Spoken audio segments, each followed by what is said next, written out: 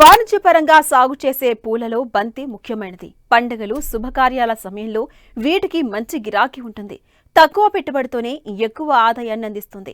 రైతన్న ఇంటికి లాభాల పూలబాట వేస్తుంది. అందుకే వీటి సాగుకు ఎక్కువ మంది రైతులు ఆసక్తి చూపిస్తున్నారు.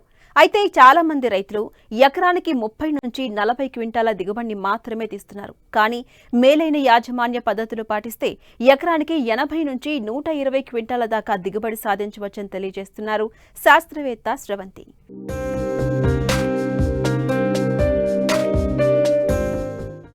పూలలో బంతి ముఖ్యమైనది. వివిధ రంగుల్లో పలు రకాల విత్తనాలు మార్కెట్లో అందుబాటులోకి రావడం, ఇటు ప్రజలు కూడా శుభకార్యాలలో బంతికి అధిక ప్రాధాన్యం ఇవ్వడంతో మార్కెట్లో డిమాండ్ పెరిగింది. బంతిపూల పంటకాలం 120 రోజులు కాగా నాటిన 55 రోజుల నుంచే దిగుబడి మొదలవుతుంది. అంతేకాకుండా వీటిని ఏడాది పొడవునా సాగు చేసే అవకాశం ఉంది.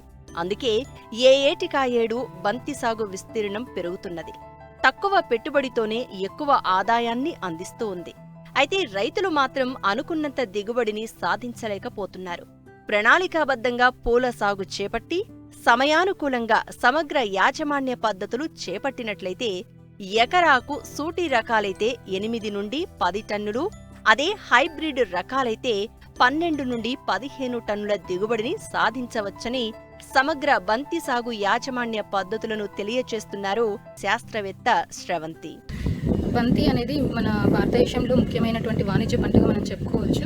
ముఖ్యంగా రైతులు ఈ కాలంలో కొత్త పంటల వైపు ఎక్కువగా మొగ్గు చూపుతున్నారు. దాంట్లో ప్రధాన పంటగా బంతిని ఎక్కువగా ఆసక్తి చూపుతున్నారు. ఎందుకంటే ఇది తక్కువ కాలంలో ఎక్కువ దిగుబడినిచ్చేటువంటి మరియు మార్కెట్ డిమాండ్ ఎక్కువగా ఉన్నటువంటి పంట.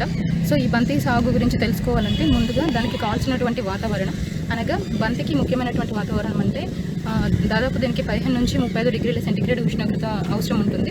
అంటే 15 డిగ్రీల సెంటీగ్రేడ్ కంటే తక్కువగా ఉన్న మరియు 35 డిగ్రీల సెంటీగ్రేడ్ కంటే ఎక్కువగా ఉన్న దీని యొక్క దిగుబడి తగ్గిపోతుంది. 15 డిగ్రీల కంటే తక్కువగా ఉన్నప్పుడు మనకు శాఖీయ ఉత్పత్తి మరియు పూల ఉత్పత్తి తక్కువగా ఉంటుంది.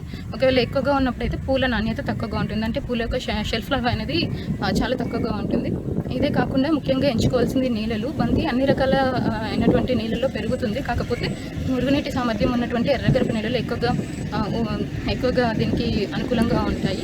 అలాగే నేల యొక్క ఉదజన సూచిక వచ్చేసి మనకు 7 నుంచి 7.5 వరకు ఉంటే సరిపోతుంది. నల్లరేగడి మట్టిలో కూడా మనము బంతి పంట వేసుకోవచ్చు. కాకపోతే మనము నీరు ఎక్కువగా నిలవకుండా, అంటే వాటర్ స్టాగ్నేషన్ లేకుండా చూసుకోవాలి. బంతి నారు పెంపకం అనేది చాలా ప్రధాన దశ. అంటే మనకు మార్కెట్లో లభించేటువంటి హైబ్రిడ్స్లో చూసినట్లయితే మనకు 10 గ్రాముల ప్యాకెట్ 1000 విత్తనాలను కలిగి ఉంటుంది. దానికి మార్కెట్లో మనకు 2000 రూపాయల వరకు ఖర్చు అవుతుంది. అంటే ఒక విత్తనం కాస్ట్ వచ్చేసి మనకు 2 నుంచి 2.5 రూపాయల వరకు ఖర్చు అవుతుంది. సో ఈ విత్తనం కాస్ట్ తగ్గించుకోవాలి. మరియు లేదంటే మనము నారుని బయట కొనుకొచ్చుకున్నా కూడా మనకు దాదాపు 5 నుంచి 6 రూపాయల వరకు పడుతుంది. ఆ విధంగా కాకుండా నారుని మనమే స్వయంగా తయారు చేసుకోవాలి. ఈ నారుని తయారు చేసుకోవడానికి 2 రకాల పద్ధతులు ఉన్నాయి. అందులో మొదటిది రేజిడ్ బెడ్ మీద మనము నారును పెంచుకోవడము. అంటే దీనికి సాధారణ నర్సరీ పద్ధతి.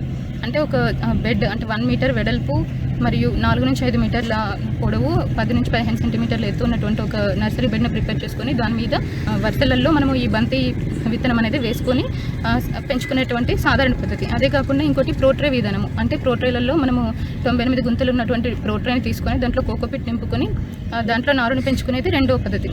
సో రెండో పద్ధతి ద్వారా మనము నారుని పెంచుకున్నట్లయితే నారు ఆరోగ్యంగా ఉంటుంది. దాదాపు మనము హైటెక్ టెక్నాలజీలో ఉత్పత్తి చేసేటువంటి నారుకు ధీటుగా ఉంటుంది.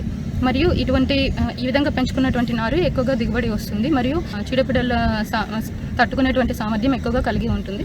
ముందుగా నేలను ప్రిపేర్ చేసుకోవాలి. నేలను ప్రిపేర్ చేసుకునేటప్పుడు ముందుగా బేసల్ డోస్, అంటే ఒక ఎకరానికి మనము 10 టన్నుల పశువుల ఎరువు మరియు 20 నుంచి 40 కిలోల ఇచ్చేటువంటి నత్రజని మరియు 80 కిలోల భాస్వరం మరియు 80 కిలోల పొటాషియం ఇచ్చేటువంటి ఎరువులను మనము ముందుపాటుగా వేసుకోవాలి. ఇదే విధంగా మళ్ళీ మనం ట్రాన్స్ప్లాంటింగ్ చేసుకున్నటువంటి 30 రోజుల తర్వాత మళ్ళీ మనము యూరియాని ఒక 40 కిలోల వరకు ఇచ్చుకున్నట్లయితే మనకు దిగుబడి బాగుంటుంది. బంతిలో ముఖ్యంగా మనకు కలుపు అనేది తీవ్రమైన సమస్య. అంటే ఈ కలుపు రావడం ద్వారా దాదాపు 50% దిగుబడులు తగ్గిపోతుంది. సో మనము ప్రీ ఎమర్జెన్సీ హెర్బిసైడ్, అంటే నాటు వేయక ముందే మనము ప్రీ ఎమర్జెన్సీ హెర్బిసైడ్స్ అనేటువంటి పెండిమిథాలిన్ మనము నేలలో తడి ఉన్నప్పుడు పిచికారీ చేసుకున్నట్లయితే మనకు ఈ కలుపుని సమర్థవంతంగా నివారించుకోవచ్చు. అదేవిధంగా మనం నారు పెంచుకోవడానికి దాదాపు 30 రోజుల టైం పడుతుంది. 25 రోజుల నుంచి 30 రోజుల టైం వరకు పడుతుంది. అంటే మొక్కకు దాదాపు 4 ఆకుల దశ ఉంటుంది. అప్పుడు నారుని మనము దాదాపు సాయంత్రం పూట మనం తీసుకొని నాటుకున్నట్లయితే ఎక్కువగా మంచిగా పాదుకుంటుంది. ఈ విధంగా నారుని మనం 30 రోజుల తర్వాత ట్రాన్స్ప్లాంటింగ్ చేసుకోవాలి. చేసుకున్న తర్వాత మనకు దాదాపు 50 రోజుల నుంచి మనకు ఈ పూత అనేది స్టార్ట్ అవుతుంది. పువ్వు మొగ్గలు స్టార్ట్ అవుతాయి. పువ్వు మొగ్గలు స్టార్ట్ అయిన తర్వాత ఒక 4 నుంచి 5 రోజులలో మనకు పువ్వు పూర్తిగా విచ్చుకుంటుంది. ఈ పువ్వు విచ్చుకున్నప్పటి నుంచి మనకు దాదాపు 30 రోజులు కానీ 60 రోజుల వరకు కంటిన్యూస్ అవుతుంది అనమాట ఫ్లవరింగ్. అంటే మనకు ఈ పూత వచ్చిన తర్వాత దాదాపు 2 నెలల వరకు మనం క్రాప్ని కంటిన్యూ చేయవచ్చు. బంతి లాంటి ఒక పూల మొక్క మాత్రమే మనకు సంవత్సరంలో దాదాపు 6 పంటలు మనం తీయవచ్చు. అంటే 2 నెలలకు ఒక పంట కాబట్టి మనం దాదాపు సంవత్సరానికి 6 పంటలు తీయవచ్చు. కానీ మనం ఒక విధంగా అంటే జూలై మొదటి వారం నుంచి ఫిబ్రవరి మొదటి వారం వరకు మనము ప్రతి 15 రోజులకు ఒకసారి విత్తుకున్నట్లయితే అక్టోబర్ నుంచి మళ్ళీ ఏప్రిల్ వరకు కంటిన్యూస్ క్రాప్ అనేది ఉంటుంది.